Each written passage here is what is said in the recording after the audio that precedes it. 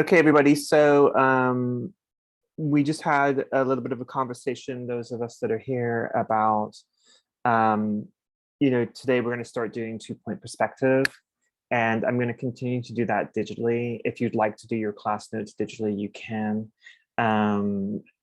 Again, if there isn't any drawing assignments that you can do digitally, but if you do well doing your notes digitally, then I understand that that can be a great asset to people, especially when we're online. Once we're done with perspective, I'll rarely draw digitally, especially once we get to charcoal. I'll always be drawing at the easel. It's just that with the technical drawing and like using rulers and stuff, I find the digital tablet to be helpful, and it's not a matter of like lighting it like a small piece of paper and getting a shadow. So I find it quite helpful. Before we get into 2-point perspective, I just want to cover some things that I've been seeing in the Edward Gorey handout that I think we need to sort of just really understand, but before you start the actual final drawing. One thing we just spoke about, those of us that are here, is making sure that when you apply the text to the drawing, that you take your time with that text. Don't rush the text, because the text is really, really important. And if you do a bad job on the text, like, it's going to throw off your drawing. So I'm evaluating this drawing, on like understanding of concepts, but also on the quality of the work. So don't, I'm asking for a 10-hour drawing. That's why you had so long to do it. And so make sure you really take your time. Some of your peers have already emailed me their drawing in multiple stages for me to look at, and I'm happy to do that. I actually really want to do that because I want to make sure that we catch any problems before they get too far along. So make sure that if you, while you're working, that you do take advantage of emailing me. Currently, I would say in this class, there's a total of about 5 students who spend time emailing me. And, I want to get that number up higher. I want more engagement from you because, I'm here to help you. So don't delay on asking for that help.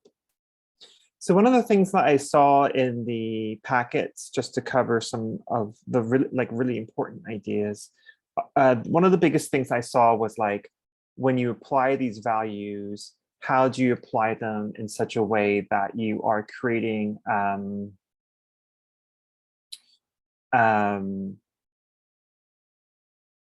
values within the contours and edges of a form?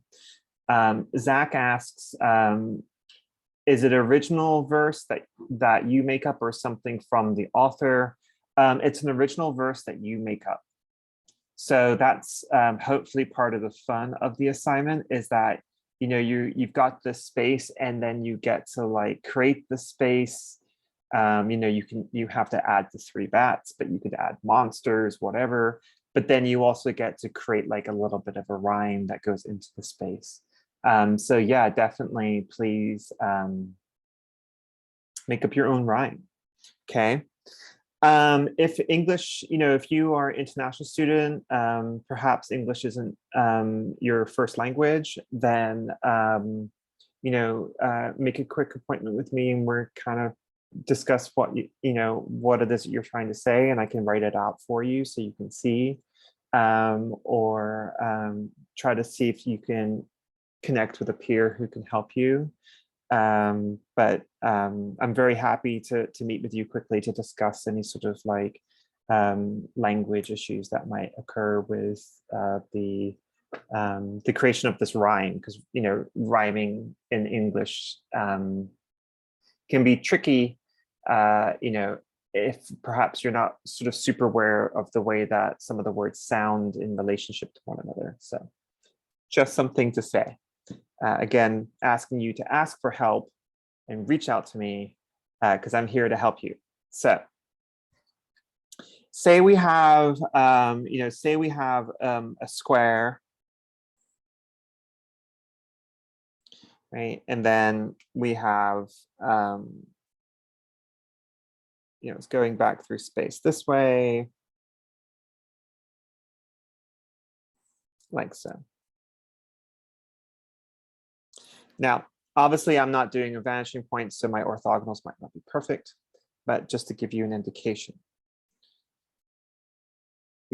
One of the things that I'm kind of seeing is this, which is like, to apply a value to this plane, this idea of like going beyond the plane. Well, that's not going to help to create a sense of dimensionality within that plane. Not only that, it doesn't really look very appropriate. So, when you start to apply values, one of the things to be very conscious of is that not only are you trying to assign a relative understanding of lightness or darkness, but you're also trying to enhance the dimensionality of the form. So say that this is going to be like vertical lines. I'm actually going to find that ergonomically easier to apply using by turning my page.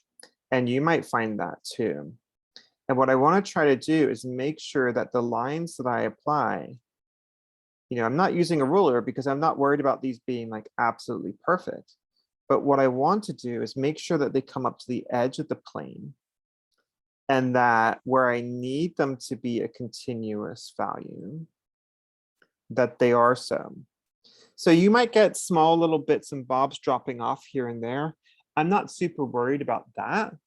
What I am worried about is, height, like extreme extension beyond the edge, because like you are like not really taking your time. Another thing that I want you to pay attention to is really making sure that you bring these lines to the edge. So I saw a lot of like this kind of stuff happening. And when you're doing that, what you're telling the viewer, and I recognize that you were just doing a 5-point handout, I get it. But what you're telling the viewer by doing this is that whereas the value here comes to the edge, the value here does not. And don't forget that when we're thinking this way, I said this in the last video, what are we doing? We are applying dark lines, right? We're applying black value, okay, in a quantitative. Oh my goodness, that's probably so spelled wrong. I'm so sorry. So we're applying black value in a quantitative manner, okay? So when we're doing that, what we're asking the viewer's eye to read is the quantitative difference between the black and the white, okay? And so like, if you leave a lot of open space, either accidentally or whatever, say you leave it accidentally, well, the viewer now reads this area as a totally different value. Say that if black is 0, say that this is a 2. Well, the distance between these lines and that open area there, well, maybe we start to read that as a 7. So then you're telling the viewer that there's more light at the top and less light at the side. Maybe that's so. Maybe that's your goal. Intentionality in drawing is everything. Okay. So, making a scribble in a drawing can be very intentional. This talks about energy. Okay. It talks about, non-representational form. Okay. So this can mean one thing if it's intentional. If we have, a plane and we quickly do that, you might think that what you're doing is putting a value inside a square, but what you're really doing is framing the scribble for us to look at. And so this here can never be that there. That doesn't mean that scribbling can't be an appropriate way to activate a surface. It can be, but you want to do so very conscientiously to ensure that what it's doing feels correct and feels like an activation of area rather than a scribble inside of a square. And so one of the ways that can happen is by making sure that the scribble comes to all the edges and corners and not beyond that area. Okay, so very different sort of things. This is very different, this is very different, and that's very different, even though they're all using the same mark. And then, of course, if you wanted this plane to get darker towards the bottom, you would add more scribbles.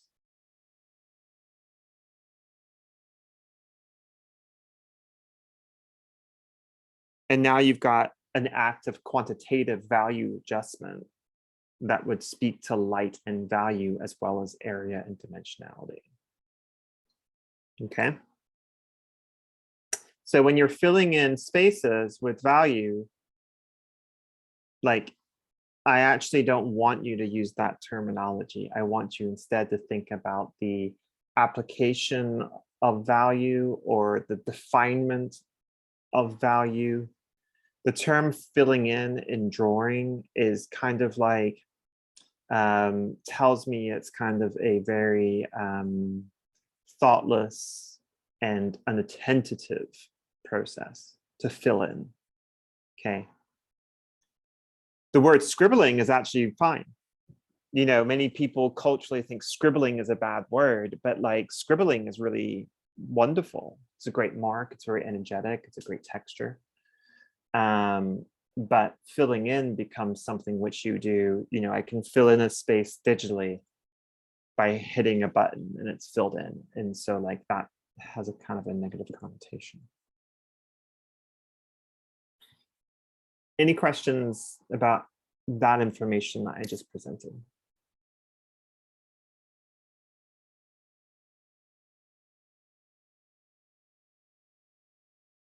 Okay. All right. So let's go ahead and I'm actually going to create a new sketch here.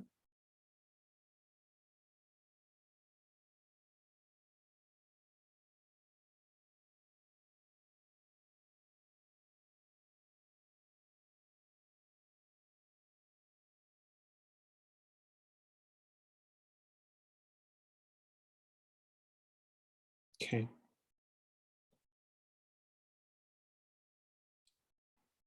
And now I can take that and turn off the rotation. Okay, so go ahead and grab something to draw with, and let's grab your rulers and let's grab your pencils and sharpen them. Again, if you want to do your notes digitally, you can.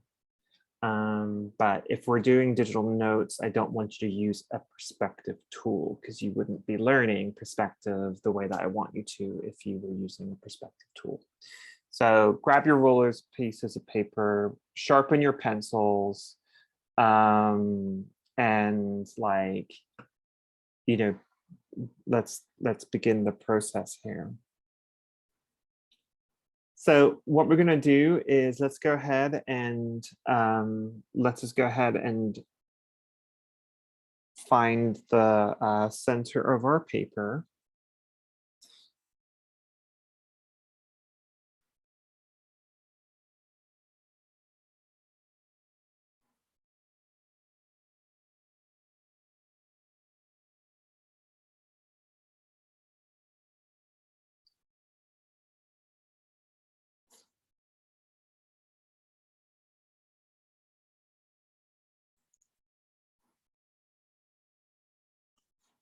Okay, so right now we don't need to find the vertical center. We're just using this to help us find the horizontal center.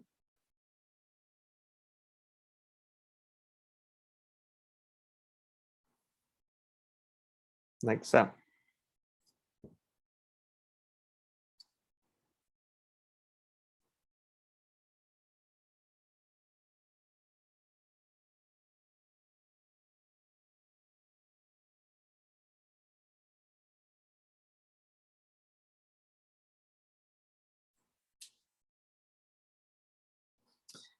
And that being said, Vaughn, actually, they need to find their vertical center. You do need to find your vertical center, sorry.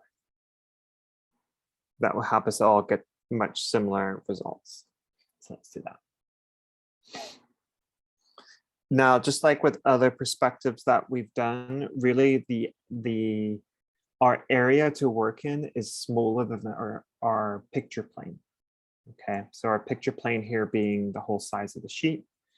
Okay, our area to work in is going to be smaller, so we're going to draw another rectangle in there. So we remember to stay within that space.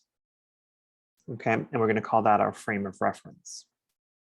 So we're going to use our frame of reference. So I'm going to turn on I'm going to just use a rectangle tool. So really we're talking about 60% of that space.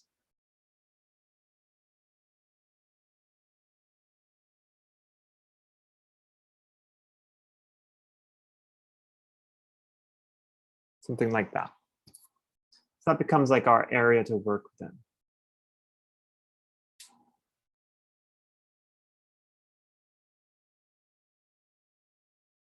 Now, one of the things I sort of always tell students is that like when you're working on stuff, you know, and like you need a rectangle, well, you can always kind of look and say, oh, you know, like my phone is a rectangle that looks like to be about the right size. So you can always trace the outline of your phone or something, you know, the other day was on this painting I'm making, I needed a circle and I looked everywhere for a circle that would be the right size. I couldn't find one. And then I realized that my ring lamp that I used to help me paint was about the right size. So I like literally just like picked the canvas up and put it on my ring light and then traced the ring light. And what I was painting was like a mirror, and the mirror had like a circular frame and then the interior glass. And so then I was like, oh, well, it's not a perfect ratio, but I can trace the inside of my ring light and then use that to guide me to get when I make like the next circle between those two traced circles to find the thickness that I need the frame to be. So like, you know, don't hesitate to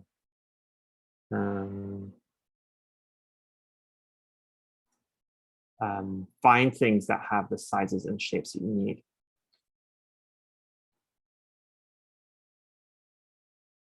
Okay, I'm not sure why, but it says I'm no longer connected. So let's try again.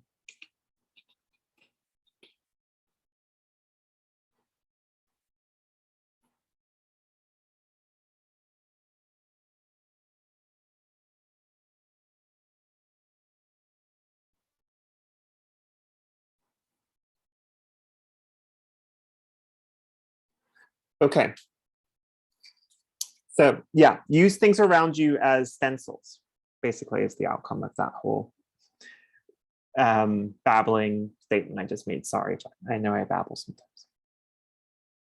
Okay, let's go ahead and just like take our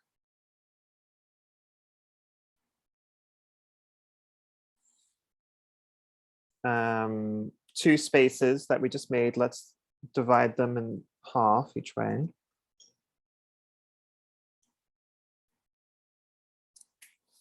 Okay, so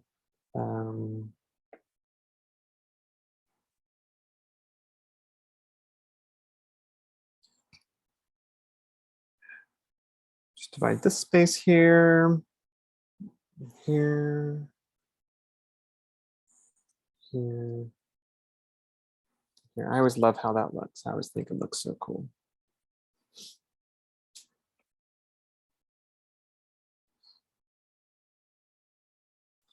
Okay.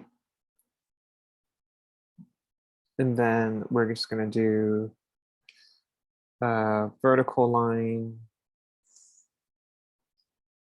vertical line. So a lot of what we're playing with here starts to talk about sacred geometry and the division of space based on these like ideal proportions. And there's some books that have existed since the Renaissance about sacred geometry and things that are really interesting. worth looking into. Okay, so we're just about there. We want 2 vanishing points. If we did this, it would be a bit too even. And we would get some lines that would line right up with the center vertical line really quickly. And so we just want to throw off a little bit here. So I think what we want to do is just like, let's just go ahead and divide this last section here, corner to corner. Okay, and then I'm going to make a new layer. And you can do this too if you're working with paper and pencil. Just take that white plastic eraser, or you could use the one that's beige that says gum on it. I think it says gum on it. And just very gently kind of like roll it across the page. Sorry about that. Roll it across the page so that it doesn't, you're not like abrading the surface with the eraser. You're just kind of like lifting off that top layer. It can be something that can be quite helpful to like kind of lighten something but not erase it all the way. So I'm going to take that, I'm going to drop it down. Okay, and I made a new layer, and I just wanted to pick this point here and this point here. Now I've got 2 vanishing points. So we're going to be working with 2-point perspective.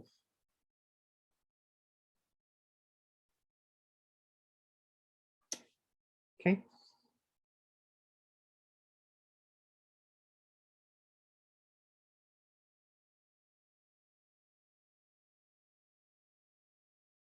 You all give me a thumbs up when you're ready with that.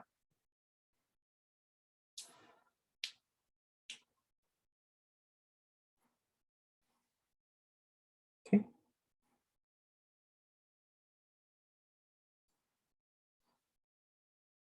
Okay.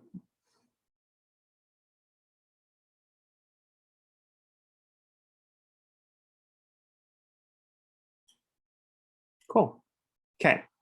So 2-point perspective, our rules have changed a little bit. Okay.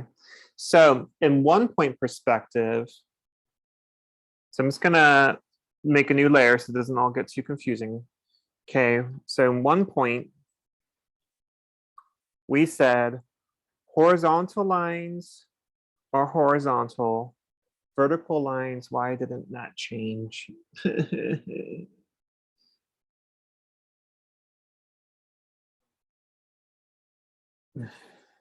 Okay, hold on. Sorry, everybody. Okay, so sorry about that. Okay, so in 1-point perspective, we said that horizontal lines are always horizontal, vertical lines are always vertical.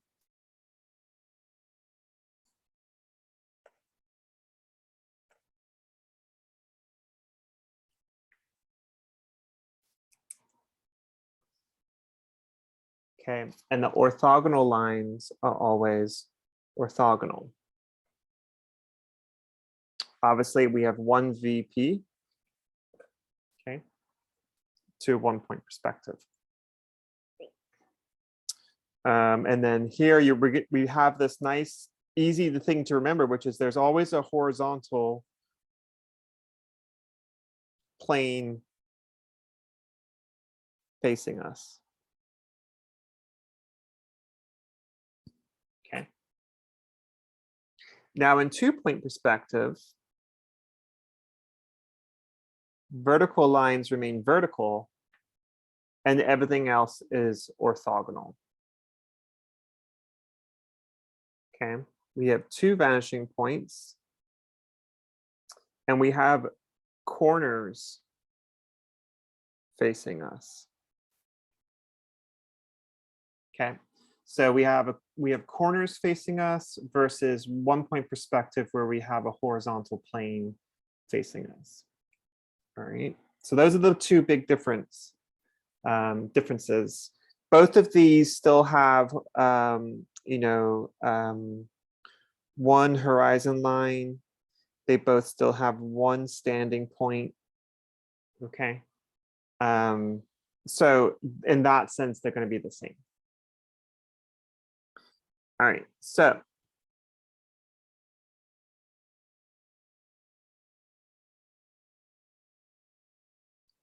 here we go.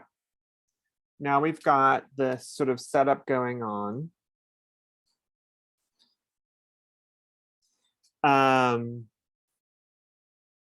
We can see that we have two vanishing points, okay?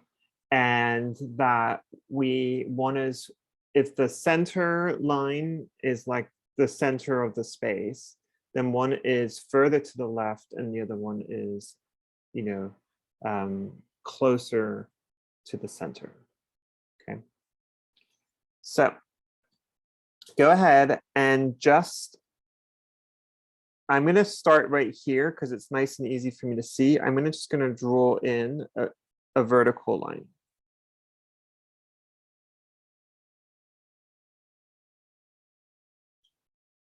Now it's going to be our corner. I suppose I should use a ruler.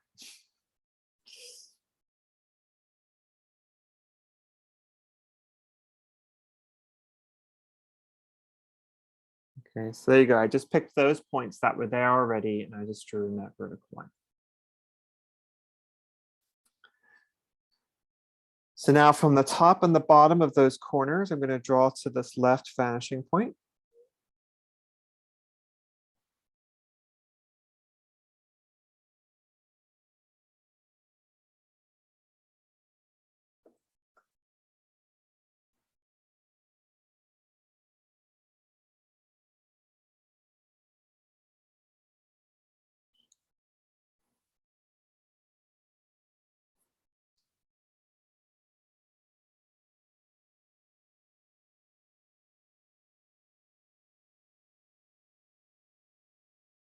Just like that.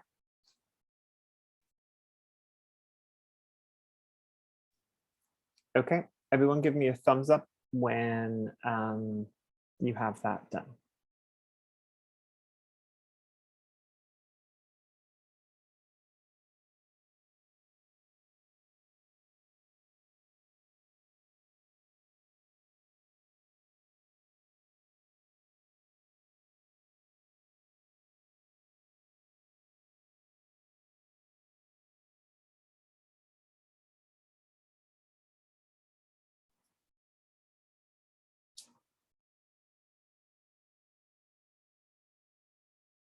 So the center line here is going to remain our standing point.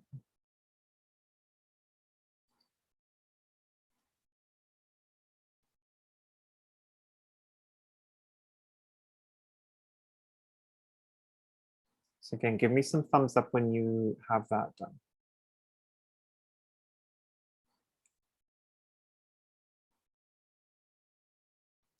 When you do that, I'm going to go, okay, good, Zach. Just going to go in and I'm going to turn off the opportunity for a phone call to come through again and knock us off. Which I actually don't know how to do.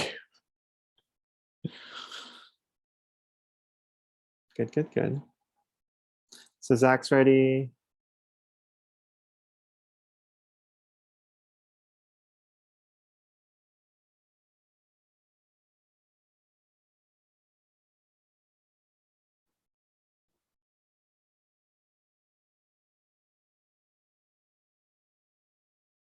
Gwen's ready.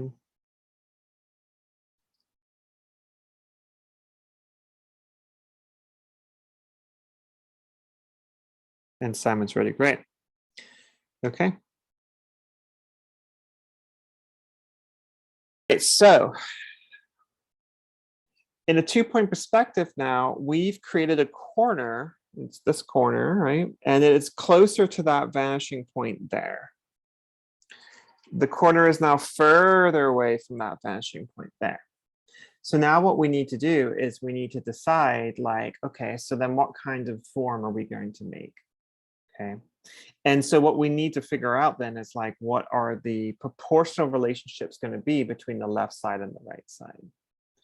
And so let's focus first on just sort of like making something, and then we'll talk about how can we judge diminishing space and length and things like that.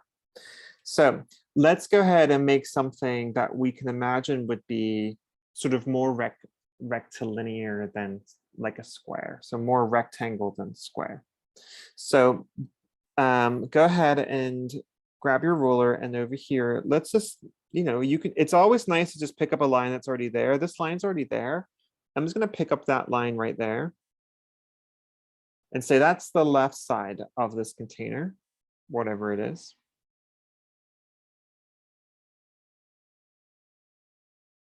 And then I'm going to use the sort of lining up of these dissectional lines we had earlier. I'm just going to draw another vertical line on that side. Now, what we've just decided by doing that, if we turn all this off, is that we've just decided now that this left side is smaller than this right side. Look how much longer that right side is to the left side. Okay. And so there is now sort of a sense that this form is, going to be more of a rectangle than it is going to be a square. All right. Now, if we took this form and kind of like moved it in space, we might discover that this side here, is actually longer than we perceive it to be because of the diminishing size of that edge. However, it's pretty close to us. And also its relationship to our standing point, I don't know, it feels like to me like it wouldn't be gigantic like this. It would just be a little bit larger than what we perceive it to be right now. Okay, judging by like our standing point and its relationship to us. So now I'm going to turn this back on, and we can kind of see how we've built this thing. We have our horizon line, and then we have our vertical lines that always remain vertical. And then everything else is orthogonal going to one or the other vanishing points. Now, what I'm going to do is I'm actually just going to take this again, and so that you can see it, I'm going to drop it down so it's really quite opaque, translucent. And I'm also, to help you, I'm going to change my color. Okay. Now, if you have colored pencils at home, it's a great thing to employ here. The watercolor pencils kind of work, but they, again, they're very waxy and they tend to kind of like build up, so they're not always ideal. But, changing colors can be really helpful to help you kind of like track everything you're doing. Okay, so now this is where things start to get problematic, which is like, if this form was transparent, what would the back edge look like? And so we're going to go ahead and draw that in, and then sort of like make sure that we understand how this functions. So I'm going to grab my ruler there, because you all are working with a ruler, and I shouldn't be using a straight line tool when you're all working with a ruler. That's not quite fair. So I'm going to take this new color I have, and I'm going to take it to that point there, and I'm going to line it up at the vanishing point. And I'm going to draw the back edge that is the parallel plane to the front right side.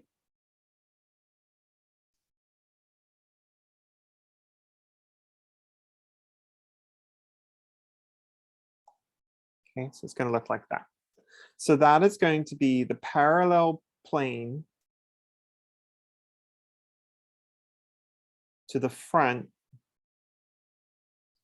And we're drawing it the back side because this form is transparent. Imagine we're making a glass box.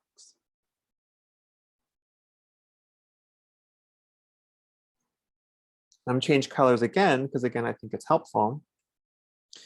And I'm going to draw this, come on, thank you.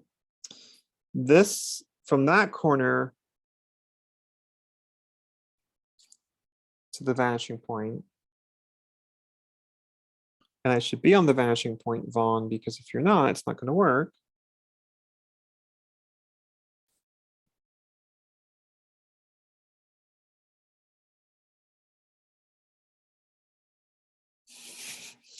It's really frustrating. There we go. There.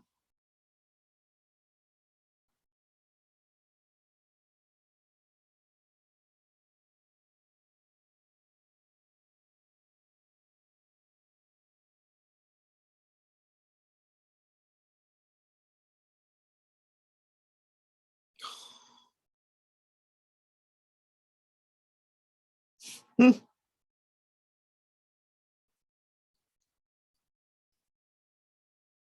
So there. Now I can see that I've made a little bit of a mistake somewhere because watch this. Now I've not made a mistake in the principle of just that like I did not line up one of my orthogonals really nicely. And see, I can tell that when I draw that up like that and it doesn't match that line. And so then I'm gonna question myself and say, why are you a teacher? No, just joking. It's over here. I can see when I look in there, like Vaughn, you did not line that up well. And that's what's happened. And that's why there's a slight, issue there. And I can see it here. Sometimes it's just because like the size of the tools and whatever. But I have no excuse because I'm on a tablet. But as always, I like when my students get to see me fail. So there is some. Hopefully, that's all the failure I have for you today. Let's try again. See if I can't do a better job this time.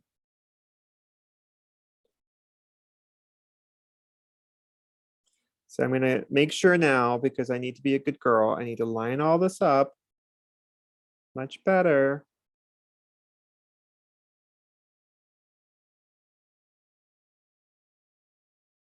It's a little bit off still.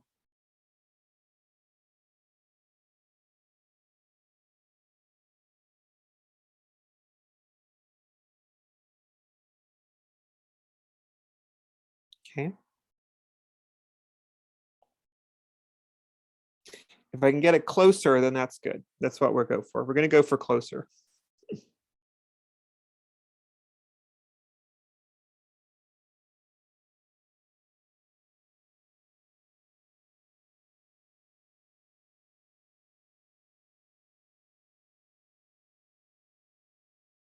There we go. That's closer.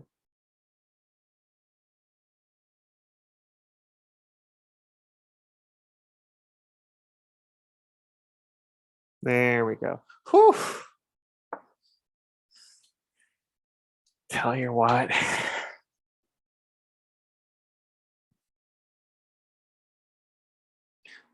Okay. That's this classic Vaughn moment right there.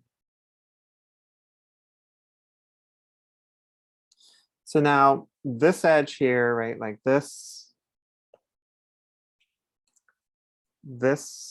edge, and I'm gonna pull this in, is now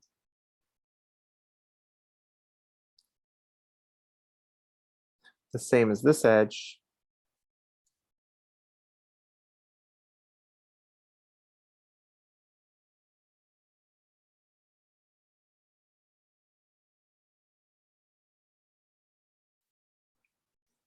Okay, so those two are the same.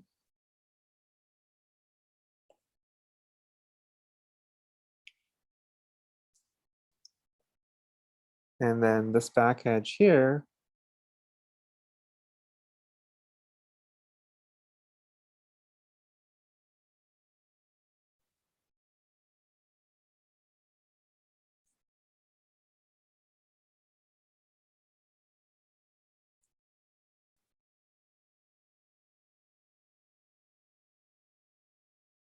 that is now the same as this.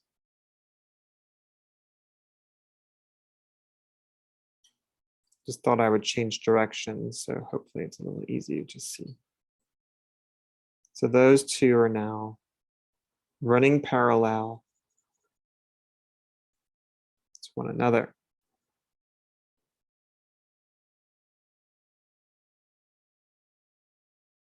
Okay.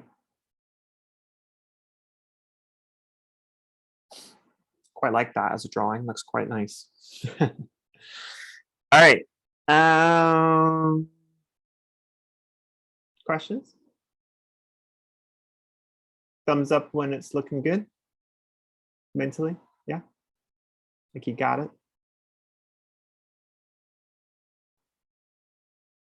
Okay.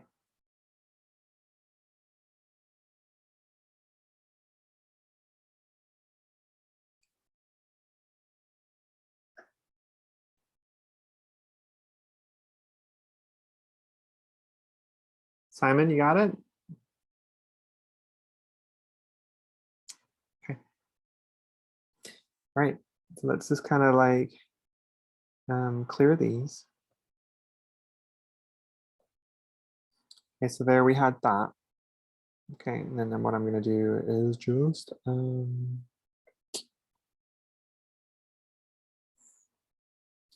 desaturate it so it doesn't sort of cause us problems as we do the next form. Okay, so I just removed all the colors, so now you can just see it's different grays. Okay, so let's turn, I'm going to turn this layer back on and kind of increase its opacity so we can see it. Yours is probably pretty visible if you're working with paper and pencil. All right, so now let's do like another form, like in the same space, and let's move it closer to the right vanishing point this time. So I'm going to go ahead and just use, like I did before, just like a black. Okay, and I'm just going to go ahead and I don't know, I don't think I want to pick this one yet because we're going to lose a lot of the side on the right, and I'm trying to show you how it all sort of functions. So I don't want to pick that one, that line. So what I'm going to do is I'm actually going to come in here and I'm going to pick this line here.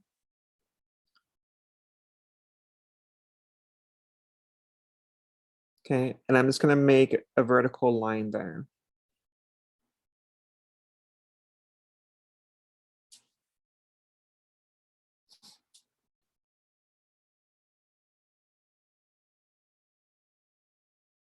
Now the first form that we made is right on the horizon line. It's going right through the form.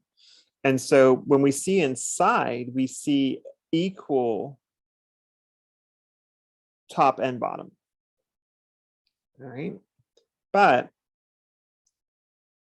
this form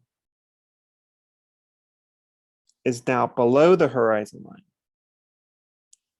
So that means we're going to see more of the top than the bottom. Let's make this form something kind of like this.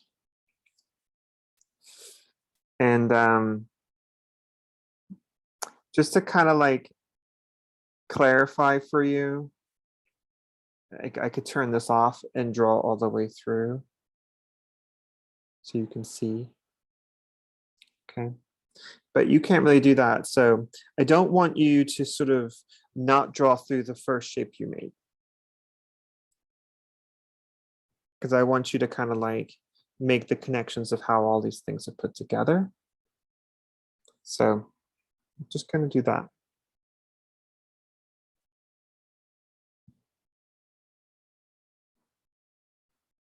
And then, I don't know, I'm going to pick up this line just because it's there.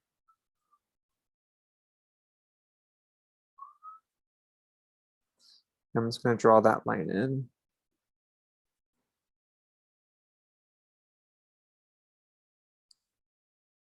So now I have this.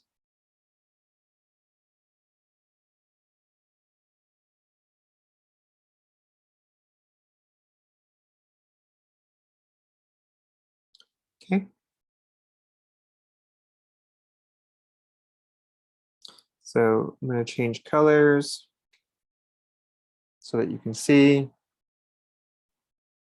I'm going to draw, that's going to line right up through that dissectional line that we had earlier.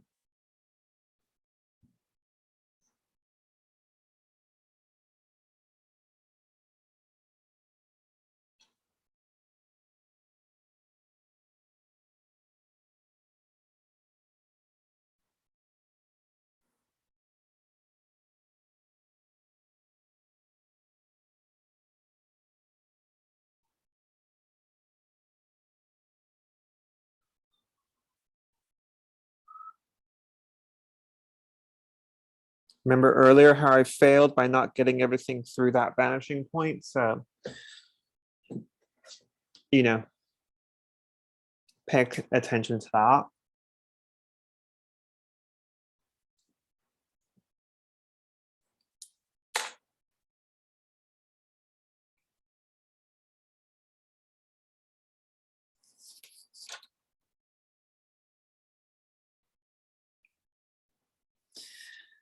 So you can see that because it's getting close to like the vertical line that's coming through that vanishing point on the right, we're starting to get like a hint that there might be a little bit of distortion. So, you know, when you're drawing perspectives and you start to get things like in distortion, then you know what's happening is that like you're starting to get the forms coming so close to your eye that like they are starting to get a distortion either from you having to look down or having to look up. Okay, so that's one reason to try to keep things within that 60% range. And you know, I thought we'd done that, but maybe we didn't. Maybe it needs to be a bit smaller, but that's okay. So then let's go ahead and like, I'm gonna pick this line here. It's coming from the intersection of, I'm just looking at this interesting intersection that's happened between the back edge of the first form we drew and the ruler and the vanishing point. And I'm gonna steal that line, that moment, that point, that location. And then I'm just gonna draw this vertical line here to cut off that back edge like that.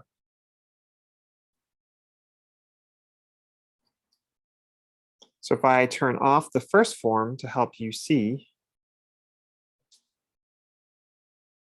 what we've just done, that's what we've just made.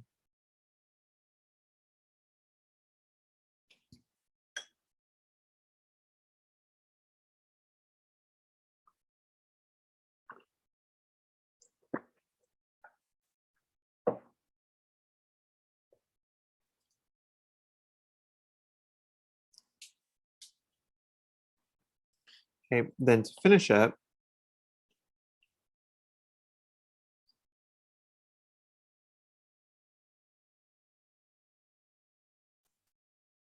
just going to change my color here. To finish it, we are going to, again, draw this back edge here.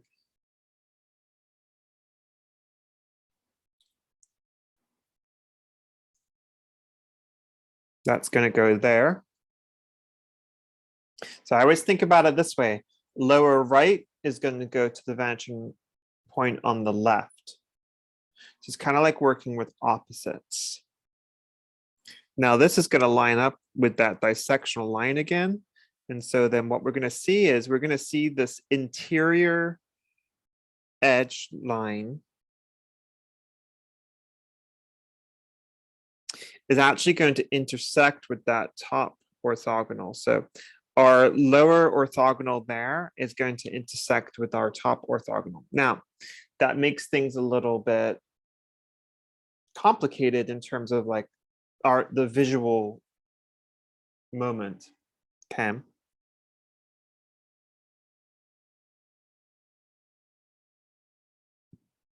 So now this bottom left orthogonal has come into direct contact with the top right orthogonal. Those things happens. Okay.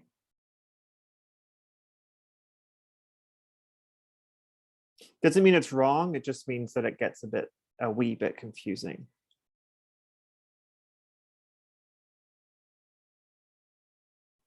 And so then the last line that we need to do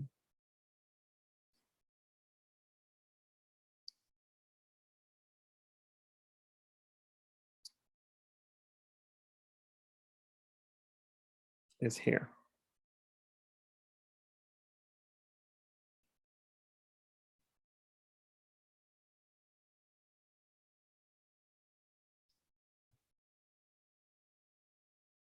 So don't let this little moment here confuse you.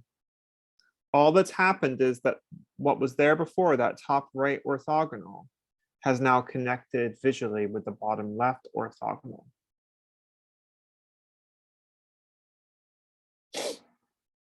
So if we were to like go back,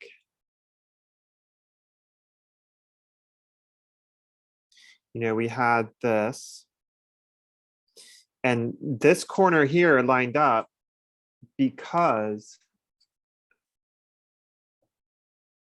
I was a bit of a smarty pants and I lined up that corner with this intersection because it looked easier for me. Okay. Now that meant that that line became the line that created that bottom left corner too, because then I was like, oh, I'll be a smarty pants again, and I'll draw that line till it intersects there, and then I'll make that sort of this plane. And so by being such a smarty pants, I created the problem for us, which was that now this bottom left orthogonal was the same as the top right orthogonal. So we can see that play out as we draw in that top right orthogonal. Okay, and then I drew in the bottom right orthogonal, top left orthogonal, back orthogonal heading to the left, vanishing point. Okay.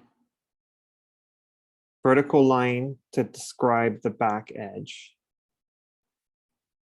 Back there.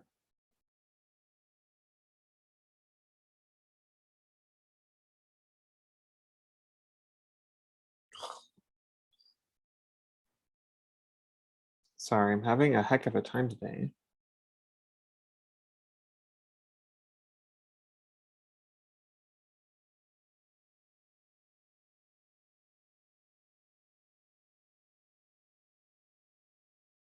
Should be timing out. It's just being problematic.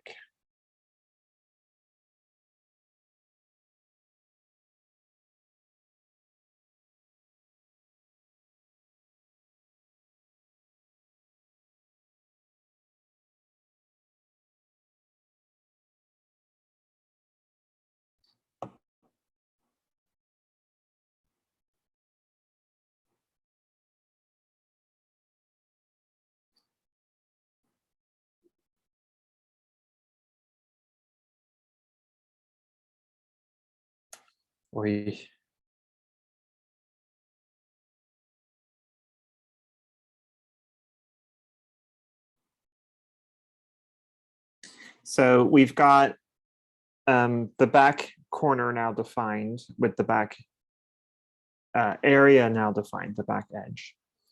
And then from there, we start to build that back section.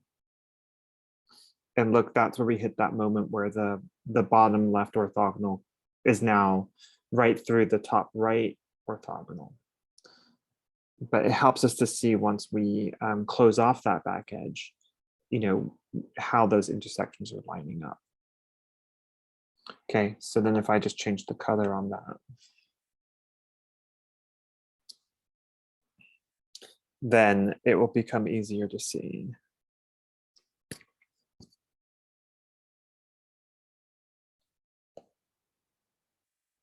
Right here. Okay. So, you know, if we were to make this an opaque image or an opaque form, just go ahead and you would just trace over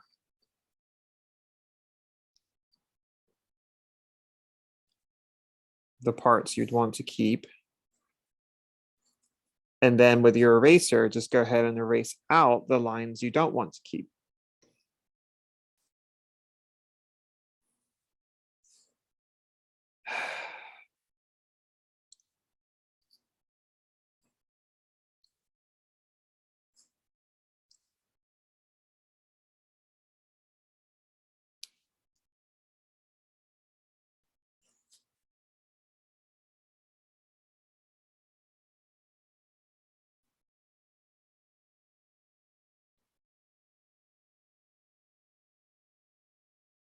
Okay.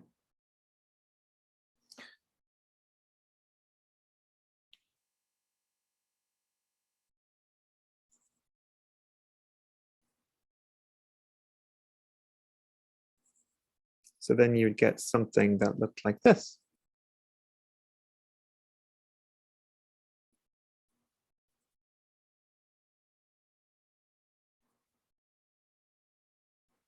So you can see when you're doing this that like what you're after is creating, you know, the opportunity to see this, you know, to reveal certain sides. Okay. And also you've got the situation where depending on its locations or the horizon line, you're seeing the top or seeing the bottom. Okay. So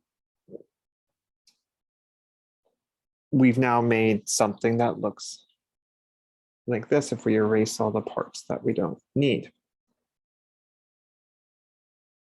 Now, no matter how many forms you draw in this space now, you're always going to keep the same vanishing points. And that's important to remember because, you know, even when you build more and more complex forms, if it's a 2-point perspective, it's always going to stay within that 2-point system that you created. Okay, let's build one more form, and this time let's do it above the horizon line. Why don't you all go ahead and do that by yourself? And let's keep it between these two vertical axi, okay? Which I don't know if is really the plural word of the word axis, but we're going to go with it. Okay, so let's go ahead and build within that space. And what I'm going to do is I'm going to turn off my sharing so that y'all can go ahead and try to build that by yourself.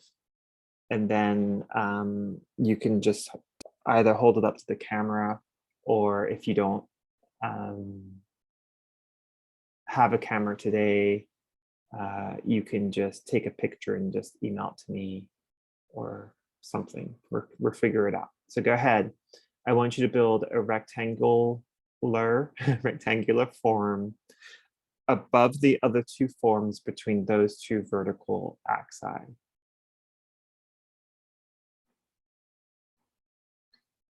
Okay, so our next stage is to further develop our understanding here of the 2-point system. So go ahead and grab another sheet of paper, or if you're taking digital notes, then that's fine too. Make a new canvas, whatever it is to give yourself a nice, clean, blank slate. And the one thing that I'm going to keep here is I'm going to keep the, no, actually I'm not. I'm just gonna get rid of all of it. Boop. Merge all, boop, clear. Okay. So start off with a new space, and let's start off by, you know, just doing the old favorite, of course, which is to do your divisions. Now, I tend to do this with you all in the classroom. Like, you know, I think there's a bit more flexibility, but I tend to always do the same sort of like structure with you all. A, because it helps you to learn it. B, just because it helps to improve our similarity of results when we're online like this. And, you know, like we can't really like, I can't see what you're doing and yada, yada. In the classroom, I do a lot of drawing on students' papers and things like that. And obviously, I can't do that here. So we went ahead and set up the initial dissection like we've been doing. Good old Union Jack. Okay, and then it's going to you know, create our space to work within. So same type of, you know, space as before. You know, not the idea is that we're not working with all of the space that we just created, right? Like we're working with a smaller proportion established by our frame of reference there. And you can mark that however you want to mark that, just lightly with a pencil. You know, you can even just mark it lightly by sort of sketching the idea in. It doesn't have to be a perfect rectangle. Okay. So this time, let's go ahead and continue to dissect our space so we can kind of like give ourselves like, a similar type of vanishing point system so that we get a similar result in our drawings.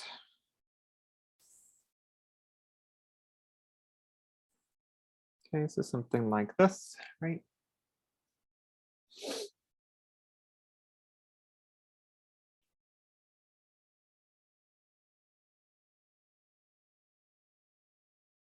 So then let's go ahead and divide this.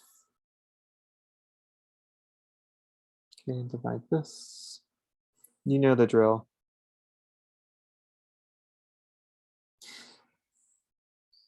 And this will be the last week that we spend on perspective in this sort of like technical format. We'll be moving on to, honestly, just applying it to everything that we're drawing.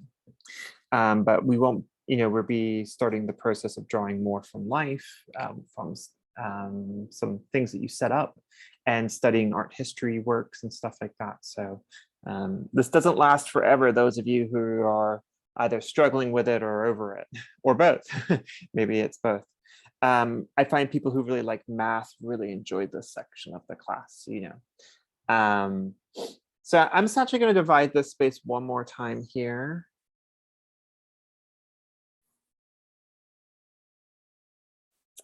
And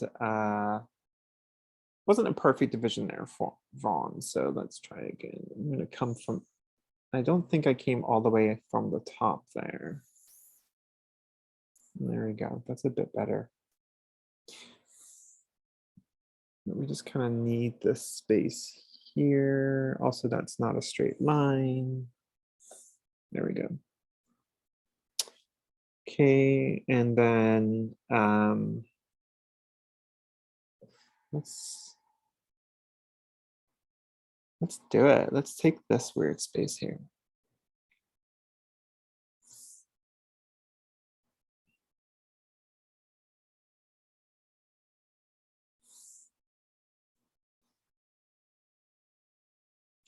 Okay. All right, so I'm going to reduce this. So again, you can take your eraser and just kind of like glide it across the surface, kind of thing to lighten it, or learn to, kind of like draw lightly is the best solution. If you have other pencils and you have like an F pencil or an H pencil, those can be really helpful as well. So we're pretty much then going to go ahead and say, okay, well, even though it's not perfect there, Vaughn, let's go ahead and place a vanishing point here, boo, boo, boo, boo, boo, and a vanishing point here, boo, boo, boo, boo, boo.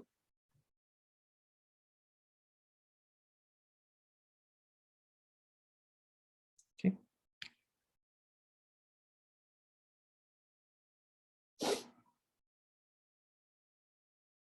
So we're going to work on a bit more of a complex form, but we're going to start off with a rectangle. So I'm going to use my ruler here, and if this is this is the vertical line here, which I did not make 90 degrees, but it's right here. So I'm actually going to come in. I'm going to come in about halfway between that vertical line and the intersection of those diagonal lines. So something about like here, like so.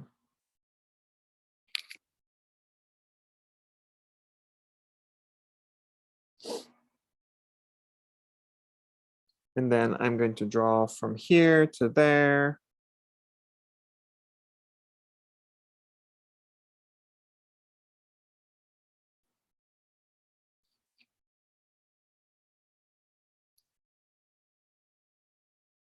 Here to there.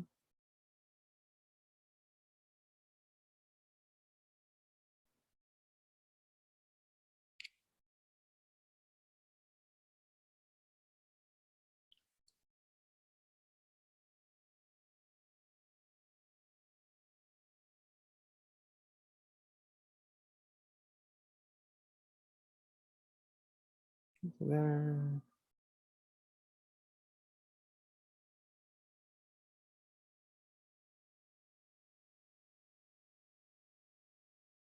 to there, like so.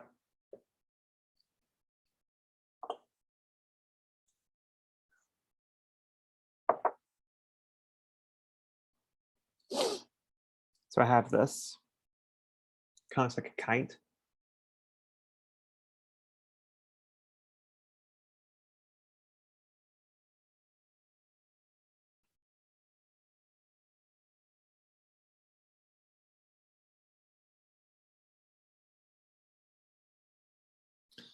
And then I'm just going to go ahead and take, just because it seems like it's telling me it's a good place, there to there. And if if you're slightly different, that's okay. I just want to make, so again, the corner of our form is closer to the left side than the right side. That's what we want to make sure. So the corner of our form is closer to the left vanishing point than the right vanishing point. And that's the big thing that I want you to be sort of conscious of here.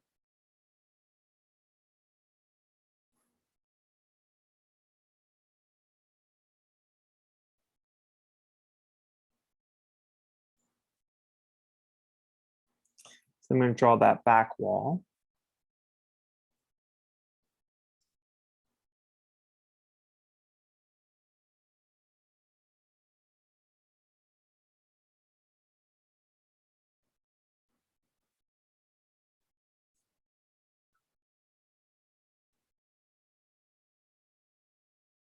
And again, if you're slightly different, that's okay. I'm going to come to a little bit to the right of that vertical intersection or axis and create the furthest away corner. And then from that lower corner to the vanishing point, boop, this top corner to the vanishing point.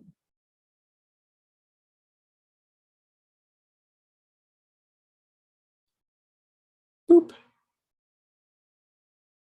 So I guess I should draw the orthogonals, right? So you can all see them. Boop, boop, boop, boop, boop.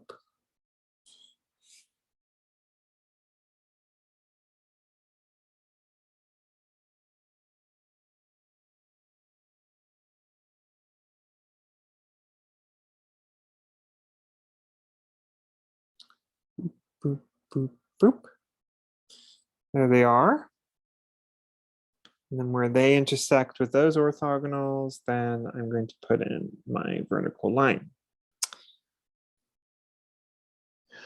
which goes there.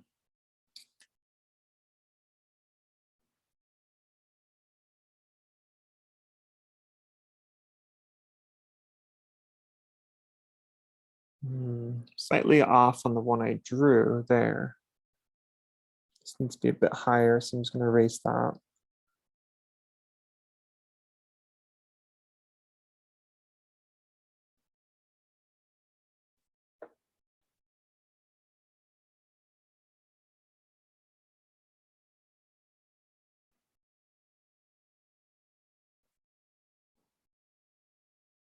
Now, let's go back here.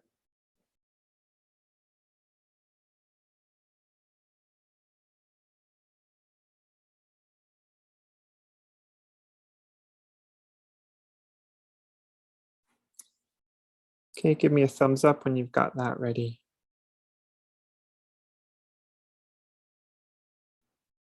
Okay.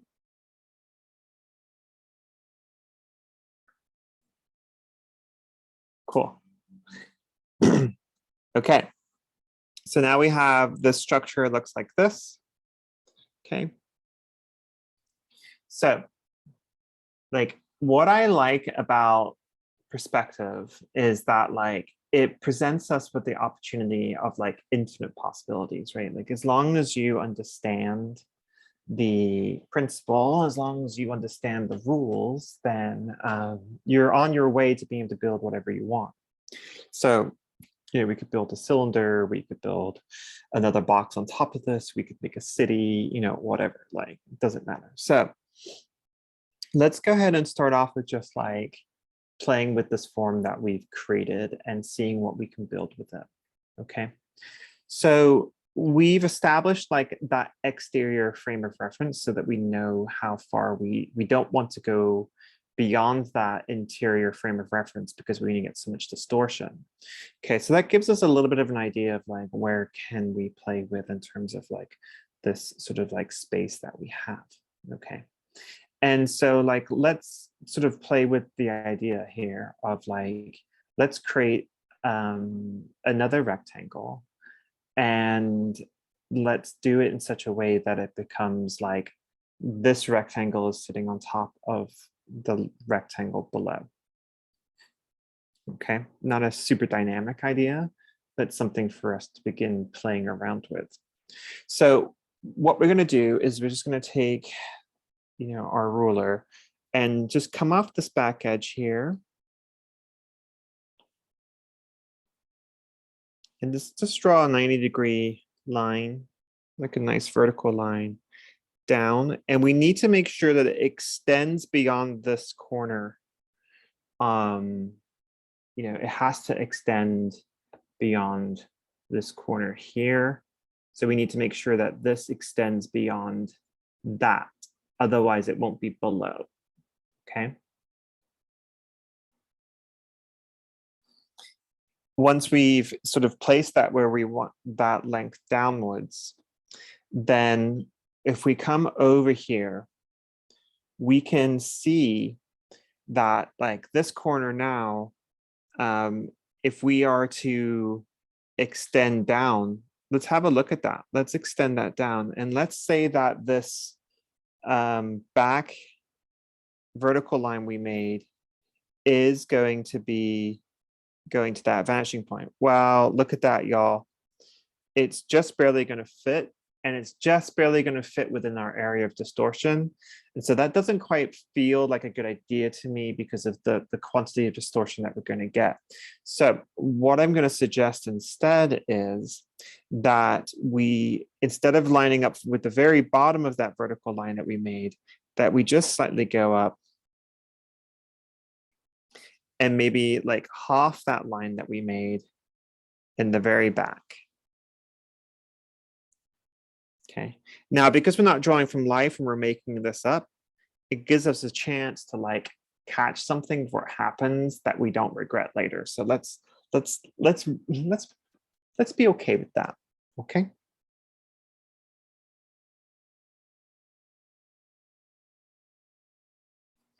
Now we want to make sure that that extends beyond the corner above. So when you draw that line, let's go ahead and draw that, and let's bring it down a little bit beyond that vertical edge.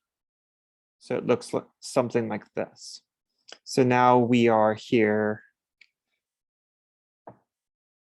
I see a chat. Hold on, hold on. So we are now here. That was this line here. So now we're just going to go beyond that to there. Okay. You're welcome, Gwen.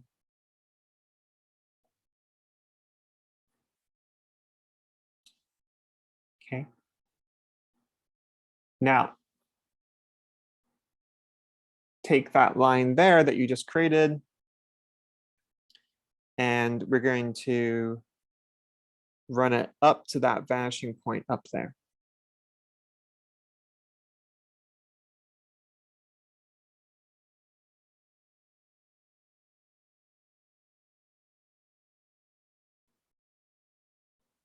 Like so. Okay.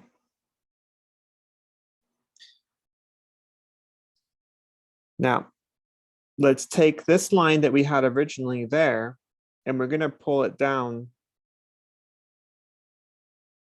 so that it's going to be larger than the footprint of the top rectangle. And then we can just draw an orthogonal going back to that right vanishing point.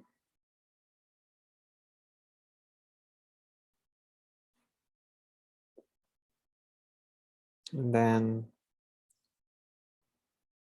just draw a straight line up from this corner.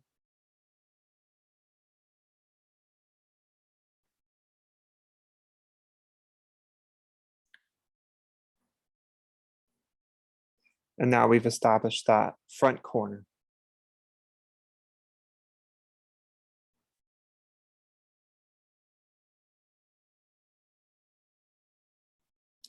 And then this will line up with that vanishing point back then.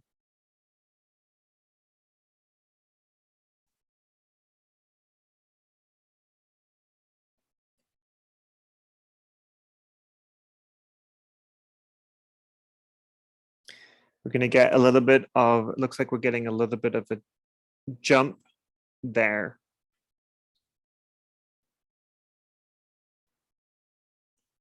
Okay, and then if we logically think about where is that jump coming from, it's coming from here.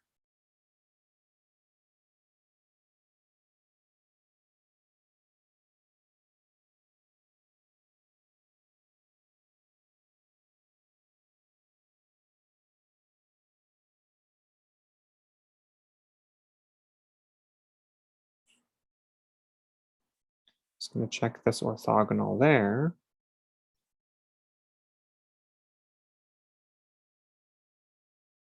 There. Okay. Now we're going to come down here. And we can decide wherever. We could even say like right here. You can say, okay, well, like what if we cut that off there?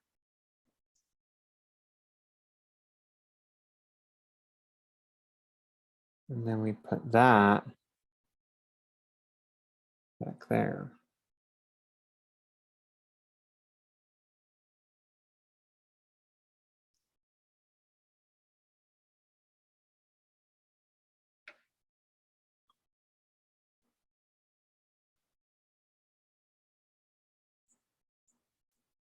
So going back that way.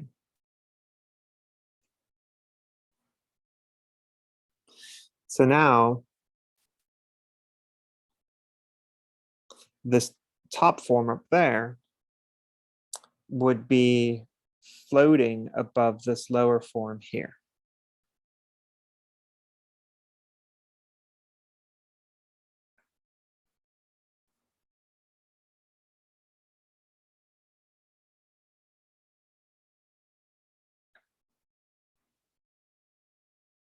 Just kind of cleaned up that area over there.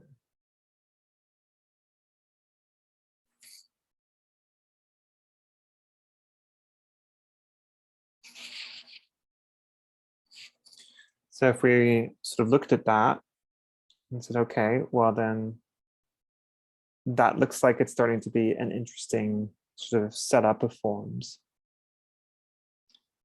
What if we took this front plane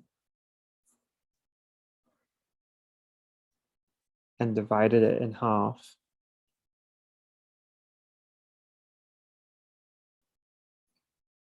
Like that.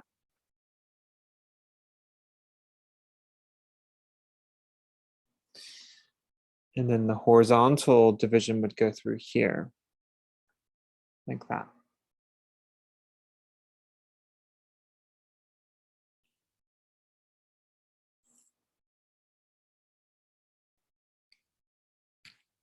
Okay, now I'm just playing, really. Okay, I have no sort of trajectory in my brain of where I really am believing that this like has to go. I'm just sort of like applying the rules to make them do what I want them to do.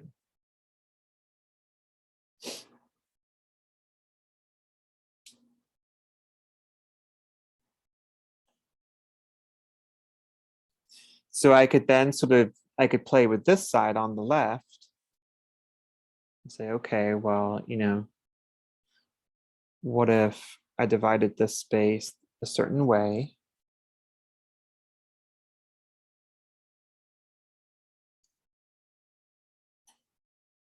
I did that. Could I then like erase this?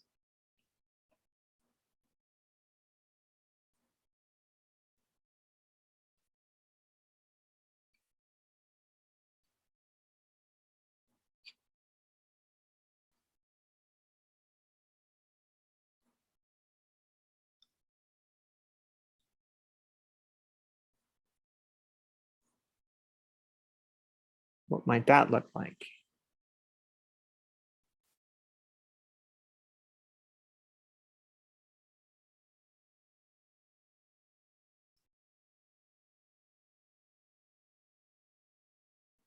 Now let's do this and let's say, okay, well, Vaughn, I'm not quite certain about some of that trajectory. Okay, so then we have to, if we find the corner of this here, we can see that we need to take in consideration the location of how all these things are intersecting. And look, we got a little bit of a misalignment there, and that should actually be here in order for it to be inside the top box the way that the front of the box is beyond the box. So that means that this would actually be like this.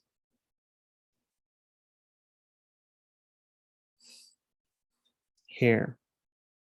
So that would actually be there because this needs to hang over because it's hanging here, which tells me that the inside corner of that bottom box would be on the inside of this plane.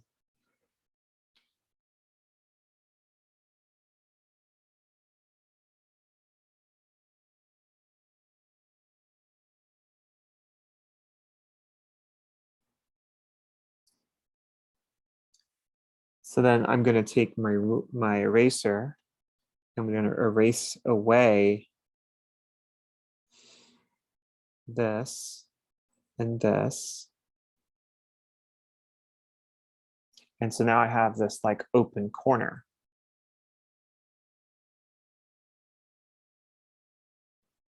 Okay, so we could do that like it was like an L shape on its side. Or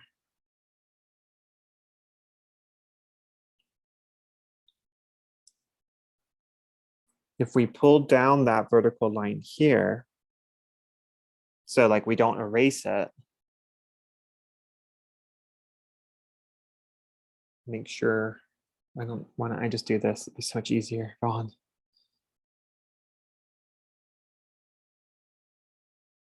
Right, so that's what we had. So let's just erase this line here. We're going to erase this line in a sec, but I'm just going to leave it as like kind of as like broken line right now.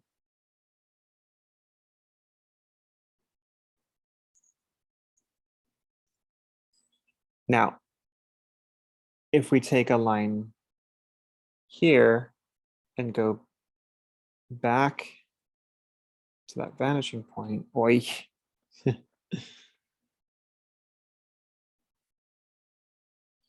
then we can start to build the illusion that there is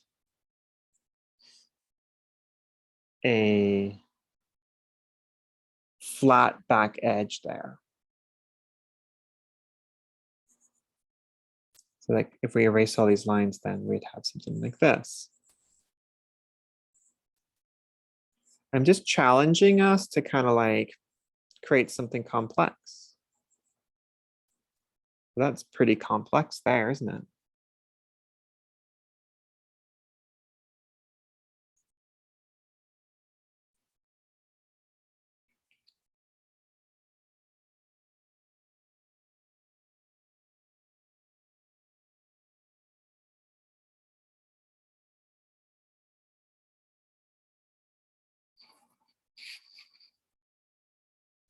So you could take like your a pen you might have handy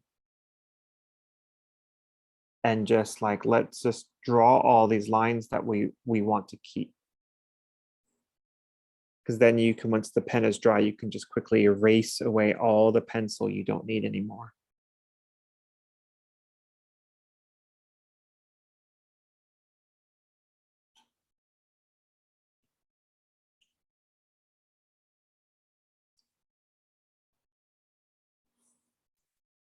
So I'm just going to redraw all the lines that I want to keep.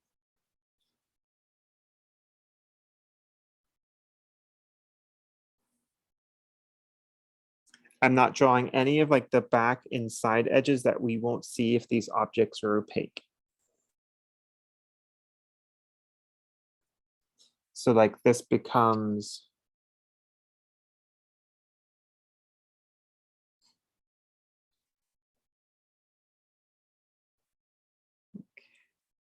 where's the interior? There it is. So that starts to show up like that.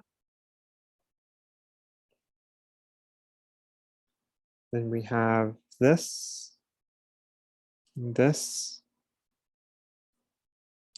this, this,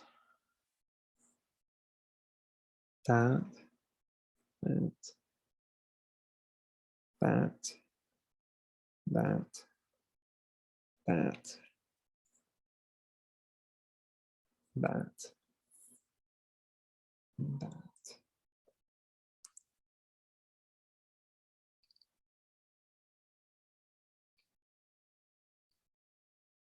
Oop, just need one more line there.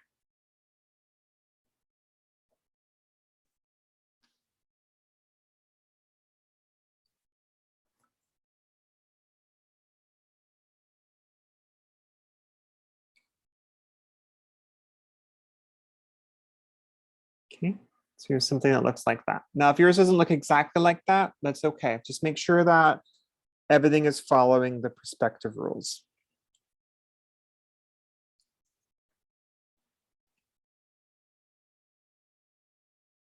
So then if you're working on like a piece of paper and you just retraced all that with your pen, then you can erase your pencil. Just don't aggressively erase over your pen lines, because if you do, you might smudge it.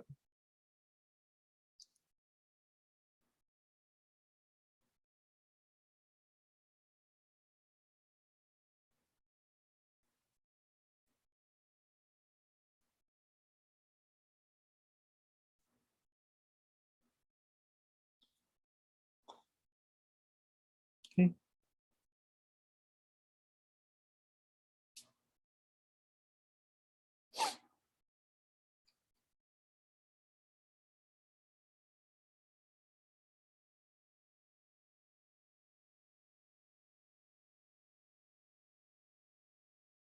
Okay.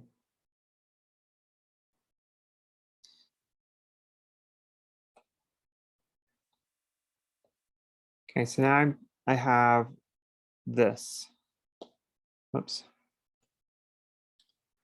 I'd imagine with all your erased lines, it probably looks something close to like that.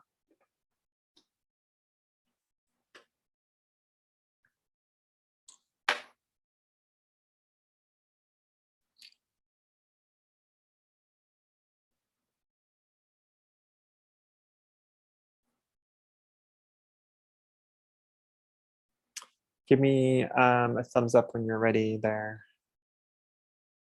Simon.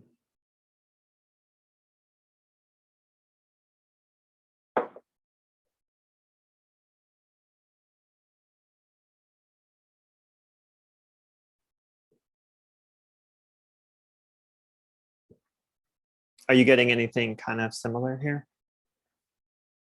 Yeah, it's pretty similar. Okay. All right.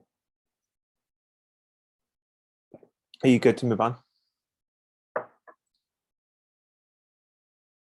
Yeah, okay.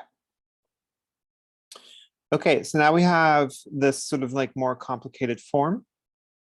All right, so let's go ahead and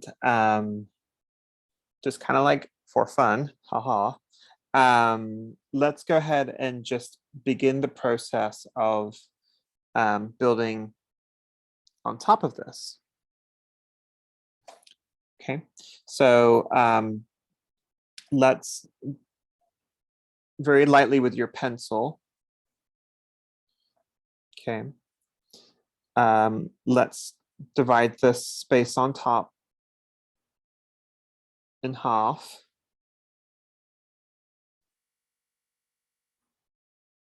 Like so. Okay. And that kind of gives us this like point here. Okay, so that's what we're kind of looking for. Okay. Now, why don't we, for fun, let's now divide this space here again, like that.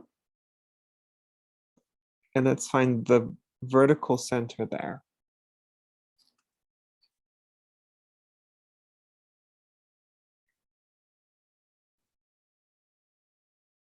Okay. And you can just eye it somewhere in between the two. Just draw a vertical line up.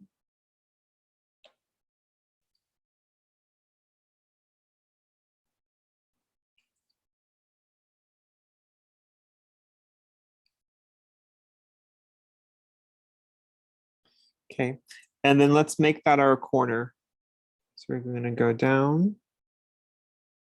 And let's run it right along the edge of this top box, which apparently I drew really badly. How did I get my orthogonal all the way down there? Professor Vaughn, what is that? What were you doing? How did you do that? How do they do that?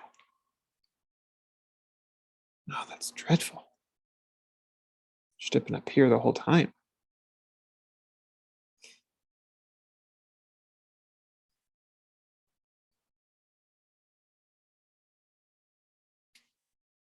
Sorry, that's just not going to cut it. I'm sorry, I need to fix that. Otherwise, it's going to really mess us up.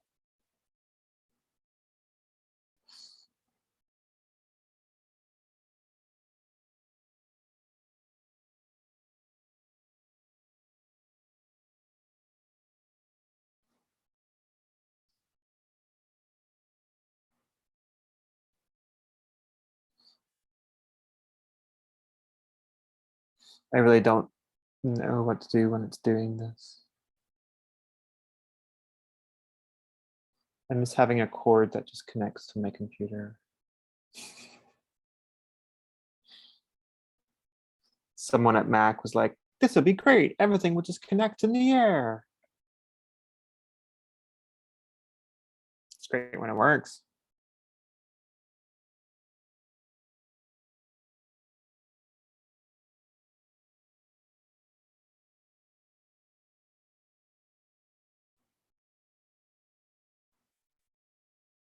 Hi, everyone.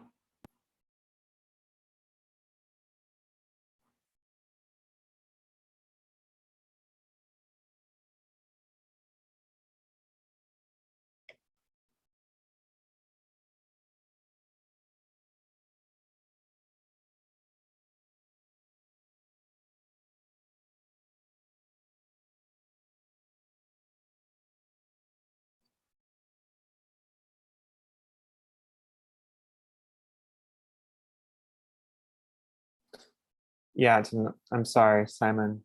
Go ahead and just create some type of rectangle up there while I do this.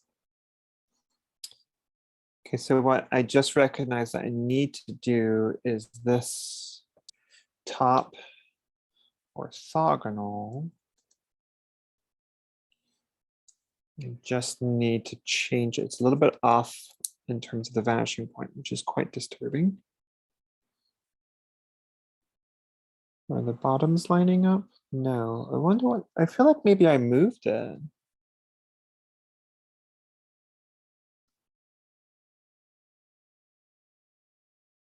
How would I have done that?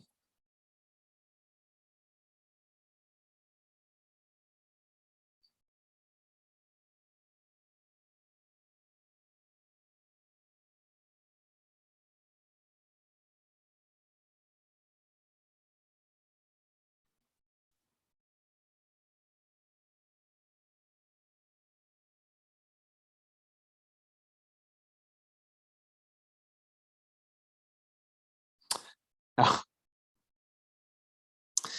I see what I did.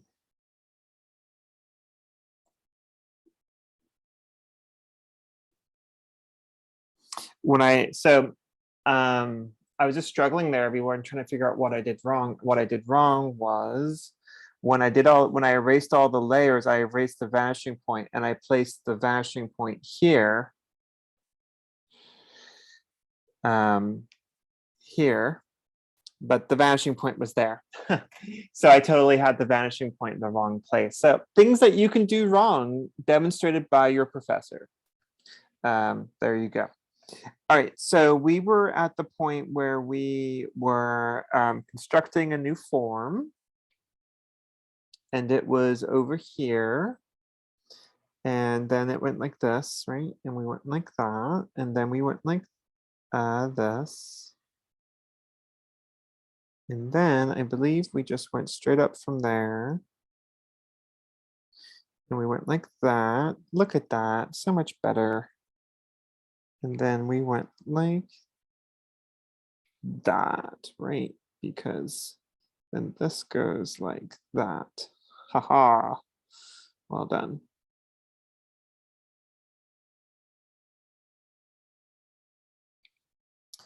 And then we could even make this, let's make this here.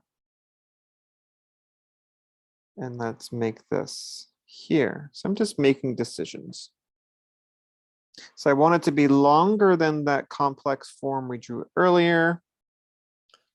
On the right side, on the left side, it's going to fall within that complex form.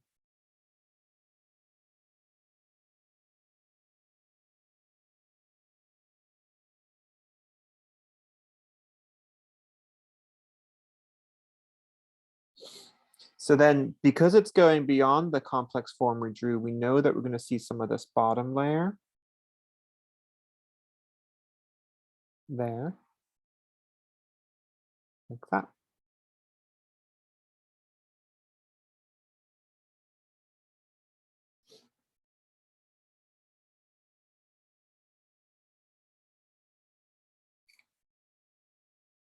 Okay.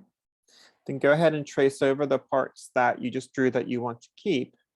And then let's erase the parts that we don't need anymore. We don't need that. We don't need this. Don't need that. Don't need this.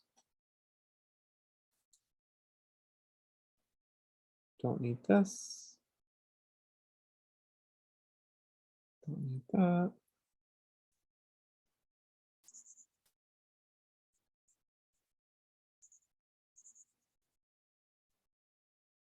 Done.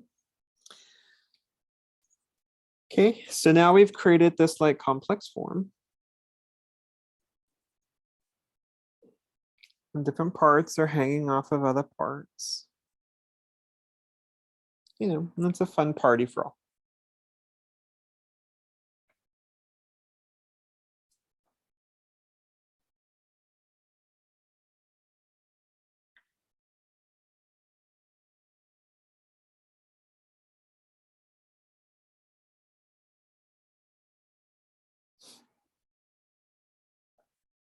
Okay.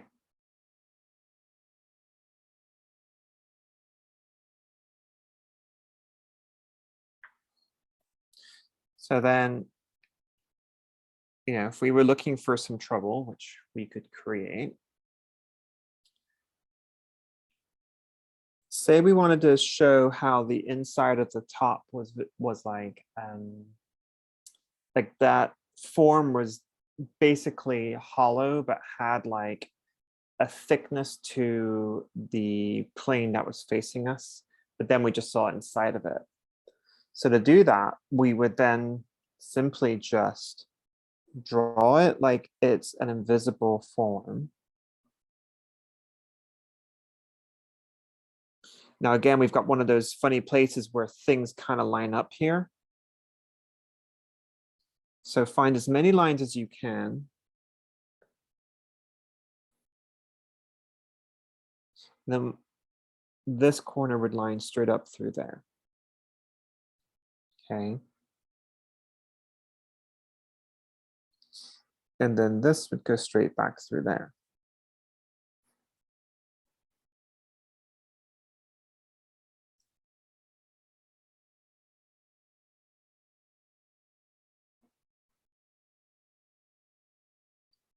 Ugh, I did it again.